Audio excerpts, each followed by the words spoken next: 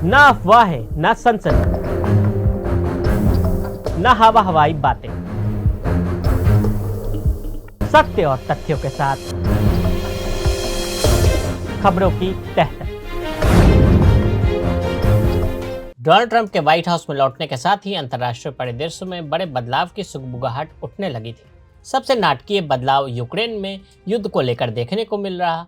Ukraine रूस के Kyiv की ओर बढ़ते हमले को रोकने में केवल नाटो के भारी वित्तीय समर्थन के कारण ही सक्षम हो पाया। वैसे तो यूक्रेन नाटो का सदस्य नहीं है, फिर भी गठबंधन के समर्थन से उसे अधिक बड़ी सहायता तथा संसाधन वाली सेना का मुकाबला करने में सहायता मिली। 28 फरवरी को यूक्रेन के राष्ट्रपति जेलेंस्की अमेरिकी राष्ट्रपति ट्रंप से मिले।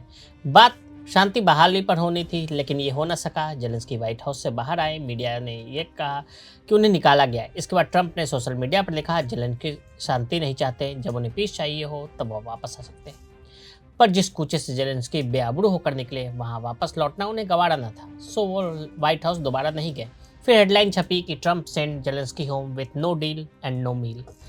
यूक्रेन रूस युद्ध किस ओर जाएगा?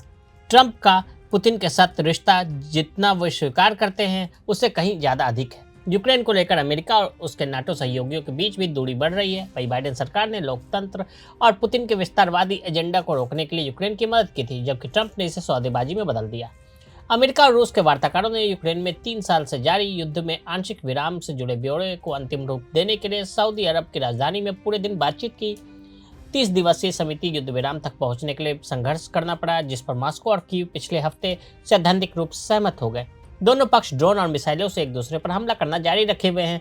इस बात पर असहमति है कि हमलों पर रोक के तहत किस तरह के लक्ष्य शामिल किए जाएं। इजराइल के साथ मजबूती से खड़ा अमेरिका। प्रधानमंत्री बेंजामिन नेतन्याहू भी ट्रंप के कार्यालय में वापसी को एक गेम चेंजर के रूप में देखते हैं। ट्रंप के पूर्ववर्ती जो बाइडेन के साथ उनके रिश्ते अक्सर उतार चढ़ाव भरे रहे।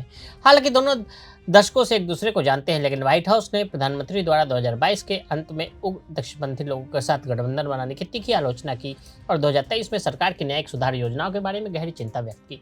हमास के हमलों के बाद बाइडेन युद्ध के समय इजराइल का दौरा करने वाले इतिहास के पहले अमेरिकी राष्ट्रपति बने। उन्होंने देश और अन्य लोगों के साथ गहरी एकजुटता व्यक्त की, लेकिन अगले साल दोनों नेताओं ने युद्ध और बंधक वार्ता से निपटने के नेतन्याहू के तरीके को लेकर सार्वजनिक और निजी तौर पर बहस की।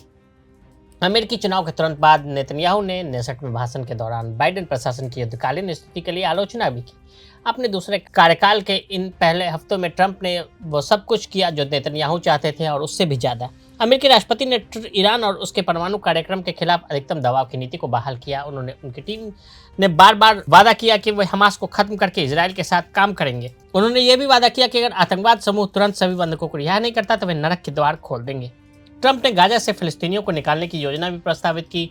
ट्रंप सऊदी इजराइल सामान्यीकरण सौदे में मध्यस्थता करना चाहते हैं। वो इजराइल के नेताओं को निशाना बनाने के लिए अंतर्राष्ट्रीय आपराधिक न्यायालय के पीछे जा रहे हैं, जिसमें दक्षिण अफ्रीका आयरलैंड जैसे जुनूनी इजराइल आलोचक उसकी नज़र में है।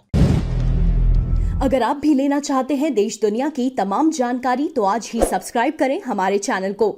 साथ ही नीचे दिए बेल आइकन को जरूर दबाएं ताकि हर अपडेट आप तक पहुंच सके।